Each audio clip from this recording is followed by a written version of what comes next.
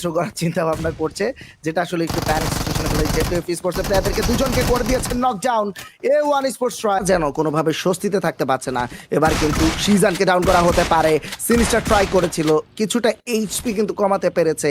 Utility কিন্তু cook করছে, grenade cook করছে সিজনের উপরে, কিন্তু সেই গ্রেনেডটা হিট করতে পারে, যদিও সিনিস্টারের উপরে কিন্তু গ্রেনেড হিট করেছে, বাট কিছুটা এইচপি কিন্তু লুজ করাতে পেরেছে রাউডি। সে কিন্তু হয়ে যেতে পারে ডাউন, হয়ে গেল নকডাউন বাই রাশবে। এই মুহূর্তে রাশবের উপরে কিন্তু ফায়ার কন্টিনিউ করে যাচ্ছে সিনিস্টার, এবং নকডাউনটা হয়ে গেল। শেষমেশ শেষ রক্ষা হলো না হিটম্যান, সে কিন্তু গড়ছে আর উঠলো। এডিকে ডাউন করার চেষ্টা, হিটম্যানের পজিশনটা কিন্তু অনেকটা ইম্প্যাক্টফুল। এডি হয়ে যাবে ডাউন।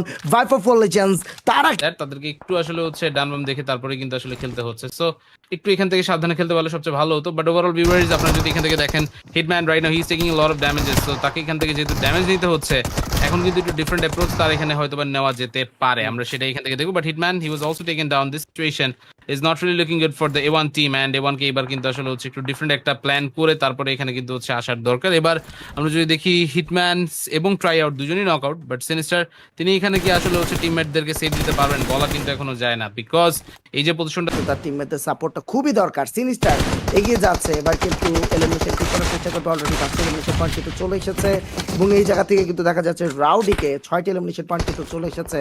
লেটস সি এবার থেকে টিম আরজি স্পোর্টসকে এলিমিনেট করতে পারে কিনা। রিফ্লেক্সের দিকে গ্রেনেড থ্রো করা হতে পারে, তাওরাতকে করে দিয়েছে এলিমিনেট রাউডি। অপরদিকে কিন্তু ইউটিলিটি চার্জ করার চেষ্টা, সিনিস্টার এগিয়ে এসেছে, দুজনই কিন্তু লো এইচপি। সিনিস্টার 1 এইচপিতে থেকে স্টিভকে কিন্তু করে দিল নকডাউন। এন্ড এই মুহূর্তে কিন্তু টিম আরজি স্পোর্টস এর লাস্ট প্লেয়ারটিকে দেখা যাচ্ছে হয়তোবা সে হয়ে যেতে পারে এলিমিনেট।